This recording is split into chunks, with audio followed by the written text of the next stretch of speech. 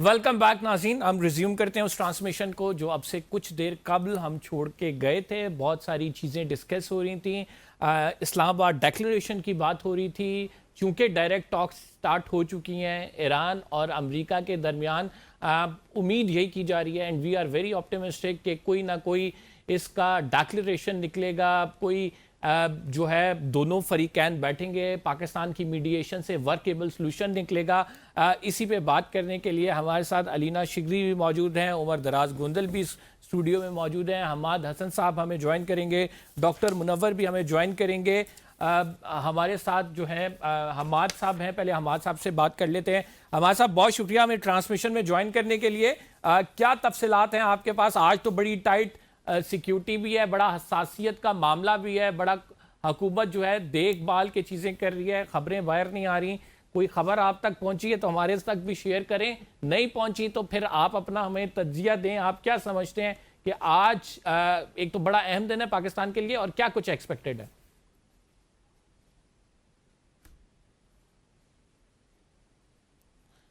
हमाद साहब जी, उनका माइक जी हमाद साहब की आवाज़ हमें नहीं आ रही। हम मीडिया भी यहीं पे वो जी हमाद साहब। जी, आप मुझे सुन पा रहे हैं? जी मैं सुन पा रहा हूँ आपको। देखिए कंबर, इस वक्त कोई बड़ी खबर सामने सामने नहीं आई। वो स्पेकुलेशंस होते हैं, हर कोई अपनी अपनी मर्जी के मुताबिक खबर बनाने की कोशिश करता है, लेकिन इस वक्त कोई बड़ी खबर बाहर नहीं निकली है। अलबत्ता ये खबर है कि एक राउंड मुज़ाकरात का हो चुका है और कामयाबी के साथ मामलात आगे बढ़ रहे हैं। हम टच कर रहे हैं, लेकिन अभी तक कोई ऐसी बड़ी खबर नहीं है जो मीडिया के लिए एक ब्रेकिंग बने। लेकिन मजमूई तनाजुर में तो हम सूरत हाल को देख सकते हैं। यानी पाकिस्तान को इस वक्त तकरीबन 60-70% कामयाबी मिल चुकी है। कामयाबी इस सूरत में मिली कि दो मुतहारिफ फरीक एक दूसरे के खिलाफ लड़ रहे थे। इसराइल तो हमारे लिए इम्पोर्टेंट नहीं है, हम तो उसको तस्लीम ही नहीं करते। हम तो अमेरिका हमारा पुराना दोस्त मुल्क है, उसके साथ हमारे बहुत सारे मामलात है। ईरान हमारा बिरादर इस्लामी मुल्क है। तो जाहिर है हम तो इन दो फरीकैन के हवाले से बात करेंगे। जाहिर है जब ईरान पे बहुत खौफनाक हमला हुआ था और सूरत हाल लम्हा लम्हा बिगड़ रही थी, पूरा खित्ता और पूरी दुनिया की तरफ इस जंग के शोले फैल रहे थे, तो ऐसे में पाकिस्तान अचानक सामने आया और पाकिस्तान ने दोनों फरीकैन के साथ मुज़ाकरात शुरू किए। पाकिस्तान को मुसलसल कामयाबी मिली। पहली बात तो ये कि पाकिस्तान के मुज़ाकरातकार और मुसालहतकार की हैसियत से दोनों फरीकैन ने तस्लीम कर लिया, उसकी बात को भी सुना और यहाँ तक मामलात आए कि पाकिस्तान दोनों फरीकैन को बहुत बड़ी कामयाबी है। जब जंग की शिद्दत हो, जब सूरत हाल इंतहाई मखदूश हो और उन हालात में आप जंग को रोके भी, आप एजेंडा भी तरतीब दे, आप दोनों फरीकैन को राजी भी करें मुज़ाकरात पर, उनको टेबल पर भी ले आए, तो ये बहुत बड़ी कामयाबी है। लेकिन ये कामयाबी अभी तक सिर्फ पाकिस्तान को मिली है। अब मुज़ाकरात आगे बढ़ेंगे तो अमेरिका और ईरान अगर अमन की तरफ आ जाए तो फिर इस कामयाबी में उनका भी बराबर का हिस्सा होगा। अब अलीना, कामयाबी में अब जिस तरह से हमाद साहब कह रहे हैं कि एक थोड़ा सा आगे हमें सफ़र तय करना है, और ये सफ़र बड़ा चैलेंजिंग है क्योंकि आपको पता है कि दोनों साइड से जो डिमांड्स हैं और दोनों साइड्स की जो पोजीशन है, इसको हमने एक कन्वर्ज करना है ऐसी चीज़ में जो कि वर्केबल सलूशन हो। अब इस वर्केबल सलूशन के लिए पाकिस्तान की कोशिश है कि कुछ ना कुछ इसका आउटकम निकले, चूँकि ये तीनों ममालिक, अगर बात की जाए, पाकिस्तान की बात की जाए, अमेरिका की बात की जाए, ईरान की बात की जाए, हम अपने आप को भी बीच में रखेंगे क्योंकि हम मीडिएटर भी हैं। और फिर पाकिस्तान जो कोशिशें कर रहा है वो इस वजह से भी कर रहा है कि दुनिया की इकॉनमी के लिए तो ज़रूरी है, पाकिस्तान की अपनी सिक्योरिटी और इकॉनमी के लिए बहुत ज़रूरी है। क्या कहेंगे आप? एब्सोल्युटली, मेरे ख्याल से कोर जो चैलेंजेस हैं वो यही हैं कि जो पैरेलल कॉन्फ्लिक्ट्स हैं उनको ख़त्म होना होगा, एक मुस्तकिल जंग बंदी की तरफ मामलात को लेकर जाना होगा, क्योंकि पैरेलल कॉन्फ्लिक्ट्स जो हैं सबसे बड़ा इस वक्त एक रिस्क पोज करते हैं इन दिस एंटायर सिनेरियो। जो एक कॉम्प्लेक्स सिनेरियो में ये मुज़ाकरात भी हो रहे हैं, سو اس میں بھی جو سب سے زیادہ خدشات ہیں وہ اسی حوالے سے ہے کہ جی جو سول جو اسپوائلر ہے جس کی ہم بارہا بات کرتے آئے ہیں ان کی طرف سے یہ اگر حربے یہ اس قسم کی جاریت اس قسم کے حملے جو ہے وہ چاہے وہ لبنان ہو و دیگر میں اگر جاری رہے تو اس سے نقصان پہنچے گا اس پورے امن عمل کو کہ جہاں پر ایک پیس ریسٹوریشن کے لیے یہ ممالک پاکستان آنا اس کو ایک ایز اے گراؤنڈ چوز کرنا نیگوسیشنز کے لیے اس میز پر بیٹھنا اور جبکہ ہم دیکھ رہے تھے کہ پری وار سیناریو میں بھی جب انڈائریکٹ ٹاکس میں بھی یہ سب سے بڑا ایک چیلنج رہا ہے جو گارنٹرز کی بھی ہم بات کر رہے ہیں اور جو گارنٹیز جو ایران متوقع اور اس کو ایکسپیکٹ وہ کرتا ہے وہ اس میں یہی گارنٹیز ہے کہ اس کے اوپر دوبارہ حملہ نہ کیا جائے اور ساتھ ساتھ لیبنان کے جنگ بندی کے حوالے سے ان کا یہ پرزور مطالبہ ضرور ہے اینڈ سائملٹینیسلی جو اسٹریٹ آف ہرمز ہے ایران یہ اچھی طرح جانتا ہے باوجود اس کے کہ it knows and it has learned کہ it can use this as a weapon اور لیکن اس سے دنیا بھر کی جو معیشتیں ہیں پورا جو گلوبل اکنامک ایک جو آرڈر ہے وہ شدید متاثر ہو رہا ہے اس کی کلوجر سے سو کہیں نہ کہیں وہ میکنزم پہ ضرور بات چیت ہونی ہے اور اس کا ایک حل نکلنا ہے so strait of Hormuz I believe کہ ان مذاکرات سے وہاں پر کوئی نہ کوئی اس پہ ایک ڈیولپمنٹ کے طور پہ وہ ایک نظر آ سکتا ہے ادر دین دیٹ بہت زیادہ امیدوں کے بھی حوالے سے آلدو آپٹمسٹکلی بات کی جا رہی ہے لیکن اس پورے سیناریو سے اس پورے مذاکرات کے عمل سے جو چیز باہر آنی چاہیے آئیڈیلی وہ اس کا ایک ریزولوشن کی طرف ہمیں کہیں نہ کہیں اس پہ ایک اگریمنٹ ضرور نظر آنا چاہیے کہ جہاں پر اتفاق ہو اکنامکلی دنیا بھر کو اس کے فال آؤٹ سے ایک جنگ کے فال آؤٹ سے اور اسٹریٹ آف ہرمز کے کلوجر سے جو امپیکٹ کریٹ ہو رہا ہے اس سے بچانے کے لیے کوئی نہ کوئی ایک اگر تو اسلام آباد ڈیکلریشن الینا ہو جاتا ہے it will be remember in the times to come کہ پاکستان کی جو کاوشیں ہیں پاکستان کے جو دنیا کے امن کے لیے گلوبل اکانومی کے لیے جو پاکستان نے جو کچھ کیا ہے وہ یقیناً ایک مثالی طور پہ یاد بھی رکھا جائے گا اور اس ایک پریکٹیکل ایگزامپل ہے پریکٹیکل سولوشن پرووائڈر ہے پاکستان اس ٹائم فیسیلیٹیٹر سے میڈیٹر میں جو رول کنورٹ ہوا ہے وہ بڑا امپورٹنٹ ہے اپگریڈ ہو چکا ہے and it's a huge victory it's a splendid victory for Pakistan اب پاکستان تو یہ کوشش ہے ہماری کہ یہ ہو جائے اور آپ کو کتنی امیدیں ہیں اور کیا لگتا ہے اگر ہم اسے سم اپ کریں in case for instance declaration کی طرف تو بات جاتی ہے اگر نہیں جاتی تو عمومی طور پہ ایسی ٹاکس میں ہوتا ہے کہ کوئی جوائنٹ سٹیٹمنٹ نہیں آتی ہے اینڈ پھر اس سے آگے موو آن کر جاتے ہیں اب 15 دن کی سیز فائر کی ڈیڈ لائن ہے دو we are very optimistic do you think so کہ اٹ ول بی ایکسٹینڈیڈ میرا خیال یہ ہے کہ اگلے چند گھنٹوں کے اندر اس کا کوئی نہ کوئی اعلامیہ یا کوئی نہ کوئی آ جائے گا اگر تو یہ مذاکرات آج کے دن سے ایکسٹینڈ ہو کے جس کا بہت زیادہ امکان ہے کل کے دن تک چلے جاتے ہیں تو اس کا مطلب یہ ہوا کہ کچھ چیزیں آگے موو ہو رہی ہیں اور کچھ چیزیں ٹریک کے اوپر ہیں کیونکہ یہ بات کہ ایک دن کے اندر ہو جائے گا یہ تو نہیں ہوگا میرے لیے امپورٹنٹ یہ تھا کہ جنگ رک جانا پھر کل کے دن تک جس لمحے ہم بات کر رہے ہیں کل اسی وقت کے اوپر انسرٹینٹی تھی کل ایران خود کہہ رہا تھا کہ ابھی بہت ساری چیزیں کلیئر نہیں ہیں کل پھر غالب آف صاحب نے ایک ٹویٹ کر دیا ان کا یہ 3 چیزیں پوری ہوں گی تو ہم نیگوسیشنز کی طرف جائیں گے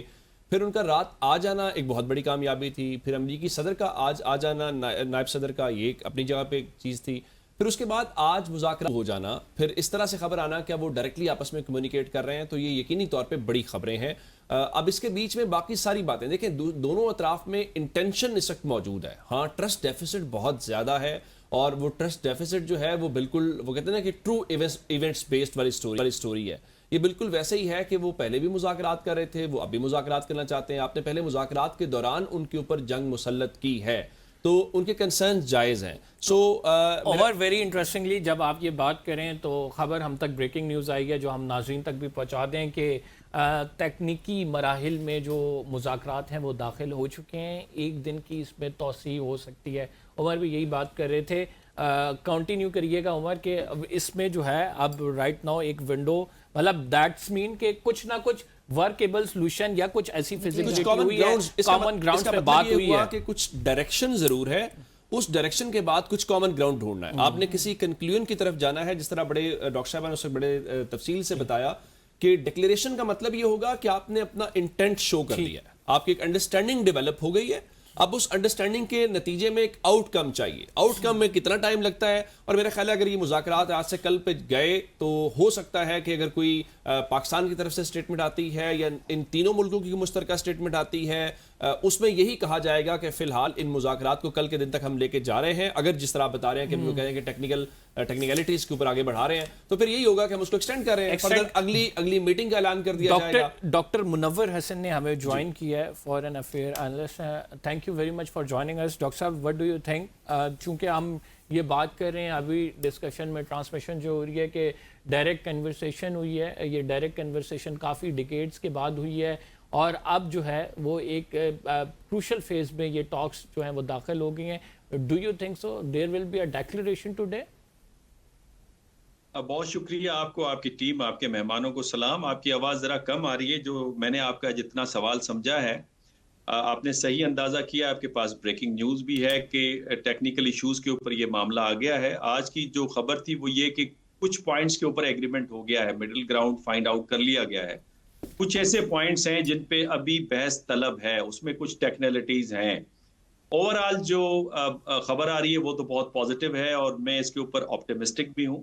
بیکاز جس طرح کے ڈیلیگیشن کا نمبر آیا ہے, اور جس طرح کی کمپوزیشن ہے, اور جس طرح سے پوری دنیا کی سپورٹ ہے, اور جس طرح سے ڈپلومیسی چل رہی ہے پاکستان کی, میرا خیال ہے کہ یہ سارے عوامل بتاتے ہیں کہ اس کی جو آؤٹ پٹ ہے وہ بہت ہی زیادہ آپ کو پازیٹیو نظر آئے گا. البتہ اس کی لینگویج کیا ہو, بیکاز دونوں جو لیڈرز ہیں وہ اپنے ممالک کے اندر جو ڈومیسٹک پالیٹکس ہے ان کو بھی انہوں نے ایڈریس کرنا ہے, اور بعض اوقات ٹیبل پہ جو حالات ہوتے ہیں وہ اس کو آپ اوپن اپ نہیں کر سکتے اپنی سوسائٹیز میں, اپنی پالیٹیز کے اندر. تو اسے کس طرح سے ایڈریس کیا جائے گا یہ الگ بات ہے. بہت سارے جو معاملات ہیں غالباً وہ کھل کے بھی سامنے نہیں آئیں گے, اور اسی وجہ سے میڈیا کے حوالے سے احتیاط برتی گئی ہے. تو میں بڑا پازیٹیو ہوں, اور یہ میں نے پہلے ہی کہا تھا کہ یہ ٹرننگ پوائنٹ ہے ڈپلومیسی کے اندر اور پاکستان کی سفارتکاری کے اندر, اور جو نیا ابھرتا ہوا نظام ہے خطے کی سطح پہ, بین الاقوامی سطح پہ, جو مڈل رینج پاورز ہیں ان کا بڑا کلیدی کردار کھل کے سامنے آیا ہے ہمارے. حماد صاحب, آپ کیا سمجھتے ہیں اگر جی سی سی ممالک کی بات کی جائے, آپ کس طرح سے دیکھتے ہیں, چونکہ اب پوسٹ وار اگر ہم تھوڑا سا سینیریو ڈسکس کر لیں, ایران کی ایک طاقت تو موجود ہے خطے میں, اور پھر جی سی سی ممالک ولنریبل بھی ہیں. امریکن سیکیورٹی سسٹم انہوں نے آپٹ کیا تھا, لیکن اس نے ان کا اس طرح سے حفاظت نہیں فرمائی, اس کی حفاظت نہیں کی. Do you think so there is room for Pakistan جو ہے جی سی سی ممالک کی سیکیورٹی؟ آلریڈی ہم سعودیہ سے پیکٹ میں تو ہیں, لیکن دیگر جی سی سی ممالک بھی پاکستان کی طرف دیکھیں گے.